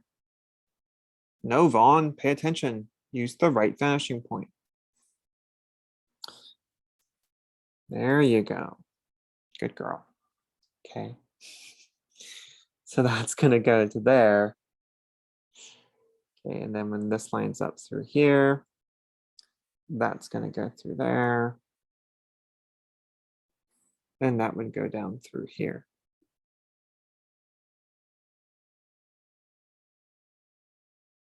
It's going to go there. That's going to go there. This would go there. This goes back to there. That's why. There you go.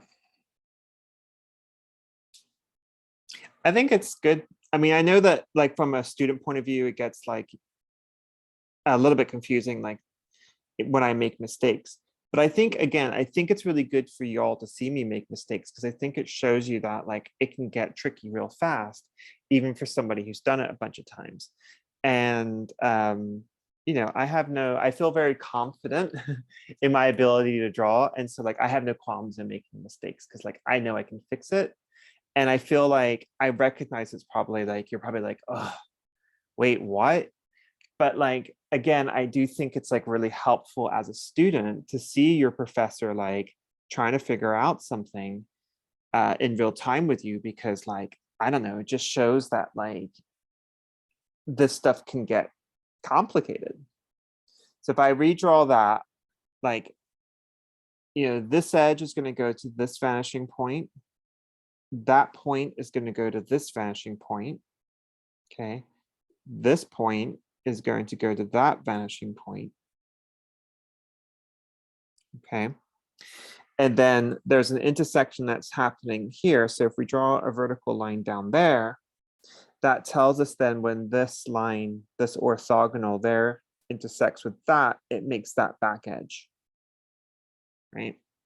And then from there, we're able to say, okay, so then like, let's pull this down. Okay. And then we should be able to pick up through there, boom, right to there. Okay.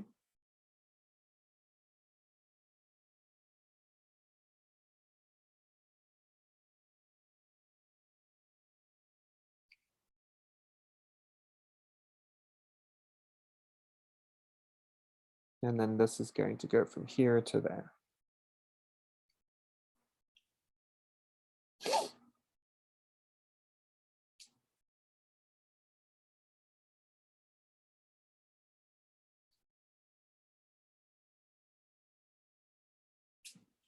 So let's clean it up so you can see.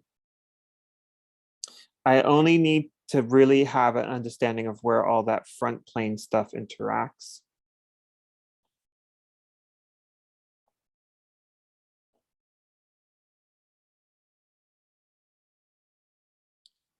So if I pull this down here, pull this up to here, pull this up to there, that's kind of what I need.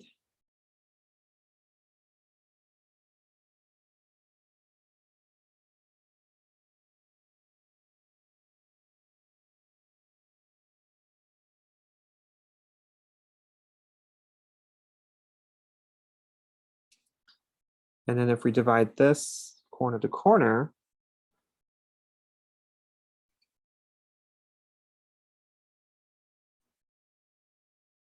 that, maybe I should change colors again here.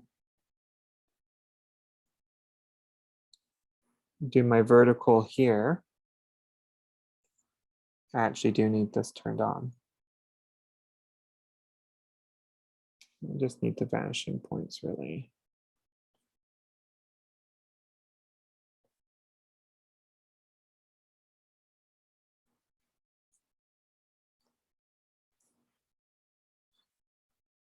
Okay, and then I do an orthogonal through here, right?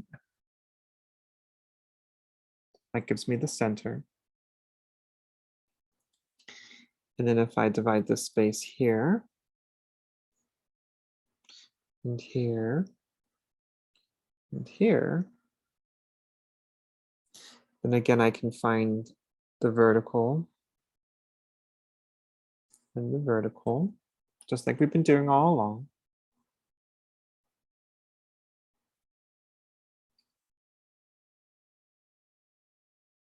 And divide here, here, here, and here. Lots of divisions, but all they are divisions. Don't let them complicate things for you. I'm going to change colors so you can see. We are now going to make like an interior frame based on the divisions that we just made. Okay. We want this point here, this point here, this point here, and this point here.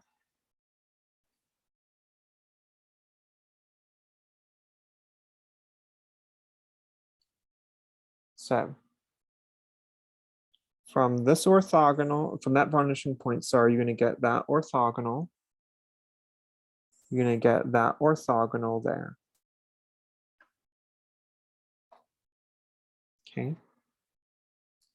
And then you've got this vertical and this vertical. So now we've just made a window.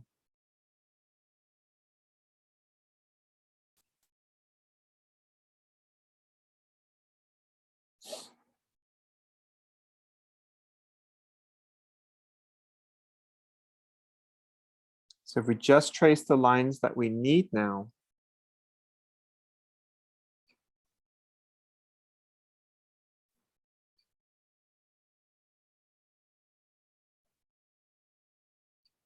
it would look like that. Like so much work to get that. Totally. Totally.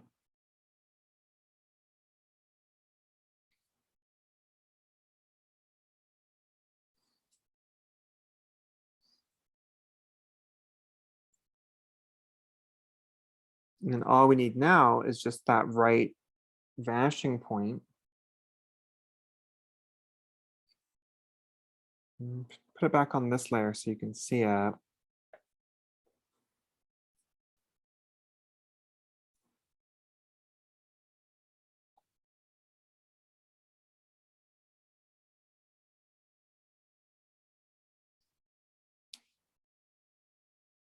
And what we need is the orthogonal from this point to that point.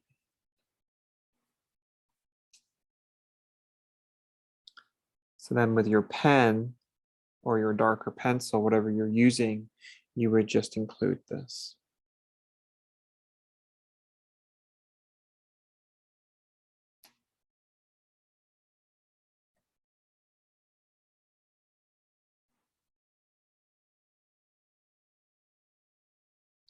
So if we had like, perhaps a situation might occur where this side is actually so small that we would find that these orthogonals were like meeting and creating a back edge, and you might actually see some of that back corner back in here. But because of the length of this wool to this wool in perspective, all of that stuff is hidden, so we only see this.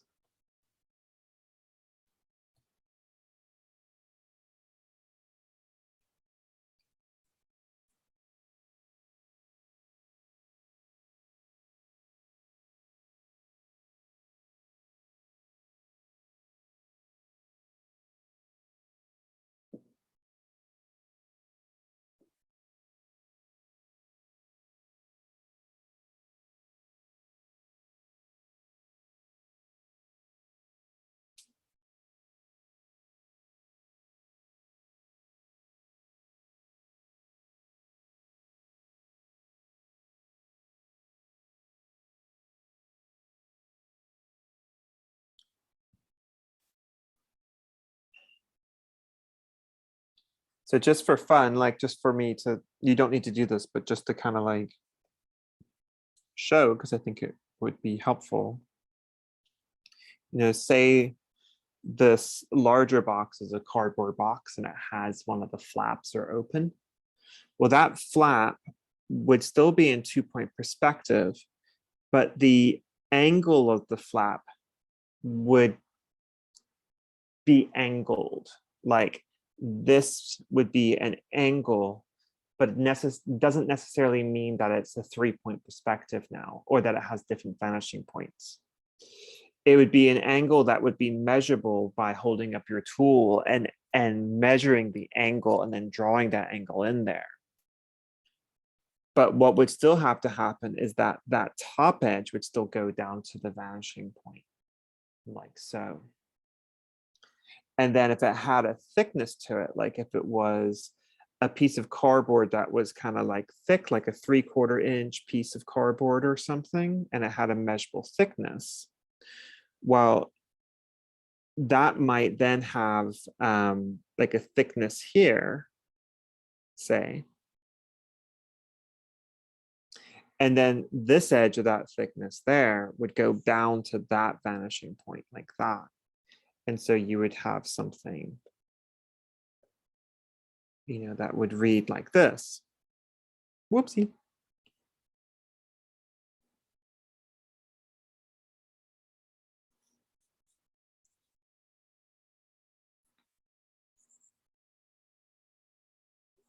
Now, rarely would it sit like that, right? Like it would more often than not sit so that it would be on the more of the interior side of the box. But, perhaps what's happening there is like right here, there's like a little cute little joint.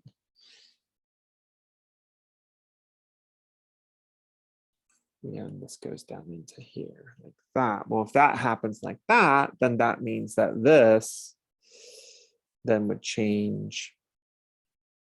And you might have a line here, boo, boo, boo, boo, boo, down to the vanishing point. I should use that tool so you can see.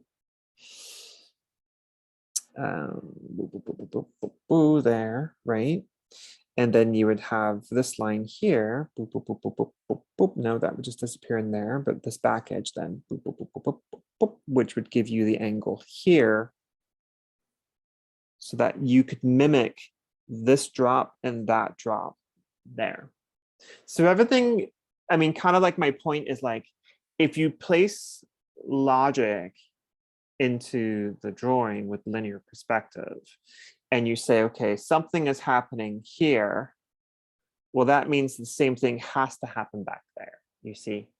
And as a result, you can create like a predictable scenario until you get into like drawing from life, and then maybe one side of that box is crushed and the other side of the box isn't crushed, and maybe then you'd have two different sides of the box.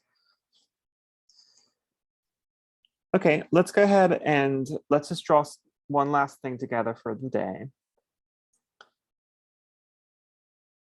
And now it gets like super heavy, right? And it's one of my favorite things to see all these disectional lines. I'm such a fan of all these disectional lines. The underdrawing like this, creates, this multiple layered language, which becomes part of a language of the pedimento, the underdrawing. But I'm working digitally, so there's not really a pedimento to be had. So I'm just going to merge down all these visible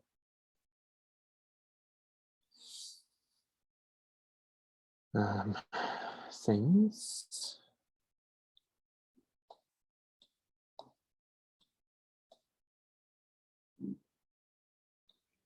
And then just, I'm going to keep this. So you erase everything, or we can draw this again.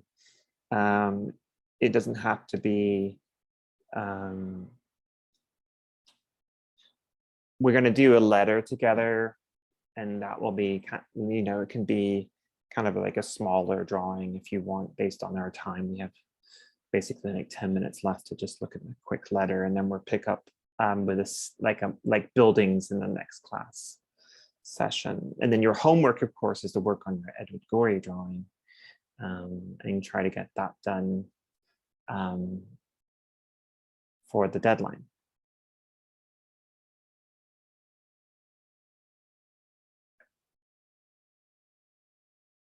So last little problem here.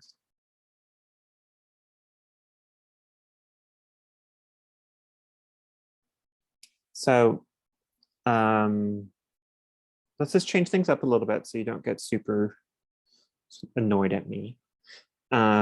Let's just make this one now, like let's make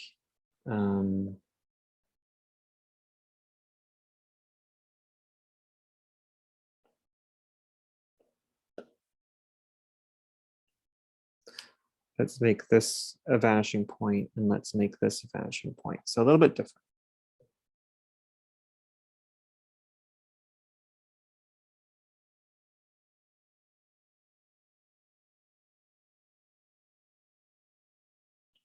And again, digital or drawn by hand, whichever way, even if you're drawing just with the pencils from the kit, you do have like an HB and a 2B. So start off all this drawing with the HB, and then you can do your final drawing with the 2B, or if you have a ballpoint pen handy or something like that, you can draw over the drawings.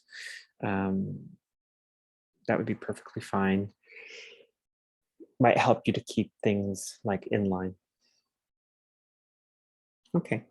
So let's go ahead and we're going to start off with our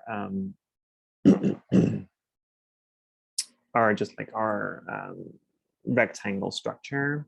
Now, generally we read left to right. So we're going to make the left side smaller and the right side bigger, like we've been doing, just because, like I said, in general, we tend to read left to right, and I don't know, I just feel like it can help us here. So I'm just going to pull right off of that a nice vertical line really close to that vanishing point. I'm going to make it pretty tall like that. How tall, I don't know. It's pretty tall. Okay, now the center is going to be that horizon line. And so half of the letter will be above the horizon line and half the letter will be below. Probably shouldn't be using red, so let me change that color in 1 second. Maybe 2.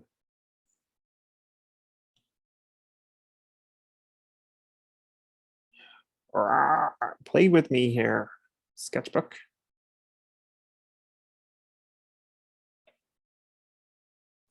There we go. And then from here to here, right? You should start be getting the hang of this. Sound like a pirate. You should be starting to get the hang of this. Okay, so then if I'm just going to take this and change the color for just in case there's a need for that. So move it towards a green.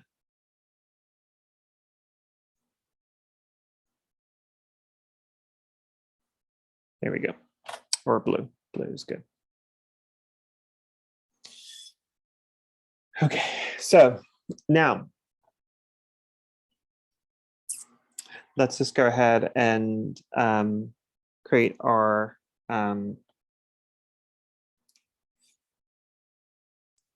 vertical here.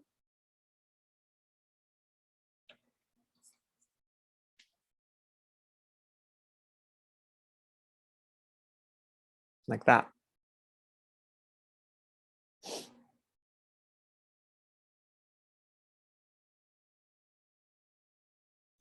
And then we can just do that. Do that. Okay. And then we're just going to create our vertical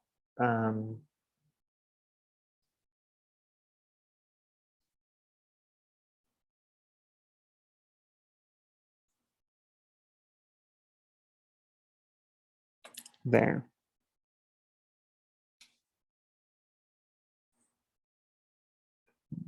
There. Oh no. There. and then where it intersects there.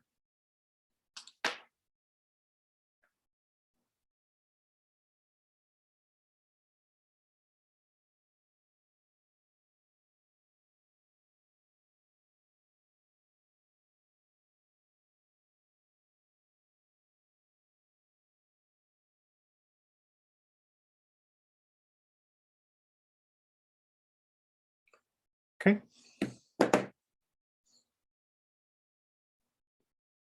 All right, so now we have like this interior sort of this like square sort of space that we could like play within.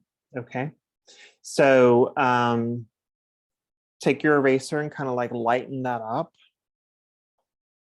which I'm going to mimic by just pulling down the transparency.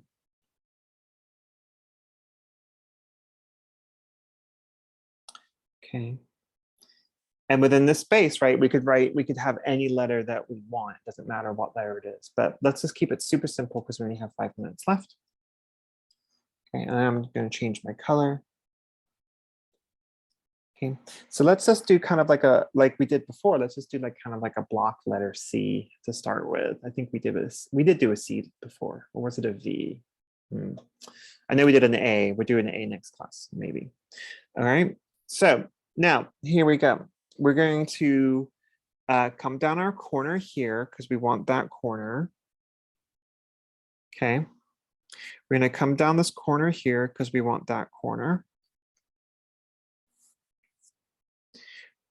We need this lower orthogonal there. And we need this upper orthogonal there.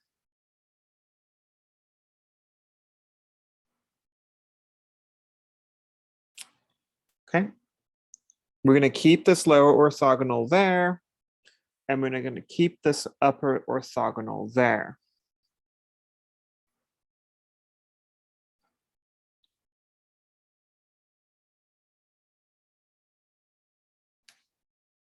Now, I don't want us to keep those intersections. Like, let's draw a little bit beyond that intersection, and let's draw a little bit beyond this intersection. Let's make the lower one a bit taller than the top one. So you can see here in the top one, you know, that I went just sort of a little bit beyond that line there. Here I went a little bit further. That's just going to help us. Well, actually, what am I doing there? It's half and half. We don't need to do that, Vaughn. What are you thinking? Correct. So you just want them to be equal. Just make them equal, Vaughn. Jeez, it's like halfway right through the middle of the letter. Sorry. Okay. Now, this line is going to come up. And you can just stop it there. And this line is going to come down. It's going to stop it there.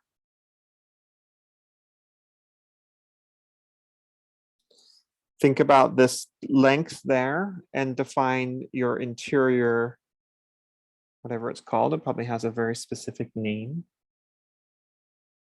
Thickness would be what I'm going to call it.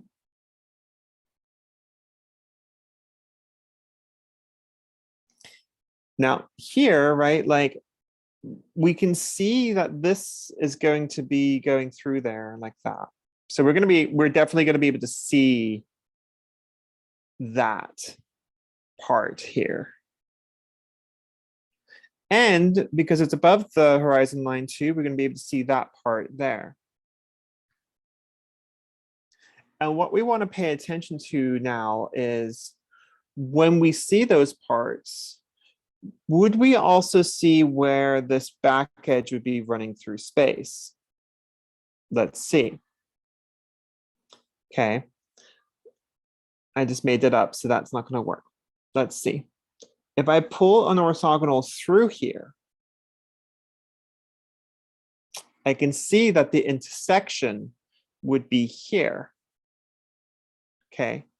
But our outside edge of the, you know, thickness is there. And so this part here is going to be inside the thickness of the letter here. And so, yeah, we wouldn't see that. So what we'd have in the end would just be this thickness here. And I'm just redrawing it. If you have your pen or you have your darker pencil, you can just redraw it too. And then we'd have this thickness here down to here. We have this little triangle, have this vertical, have this triangle,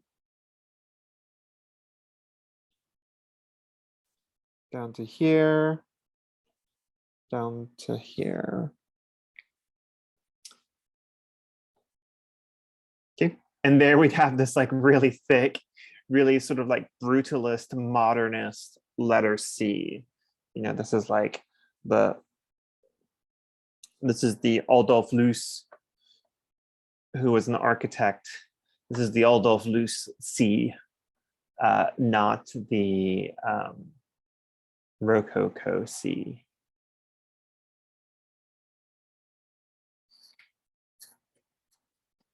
Okay, so we're going to pick up in the next class. We're going to pick up with more 2-point perspective, and your homework is working on your Edward Gorey drawing. Email me any questions you have.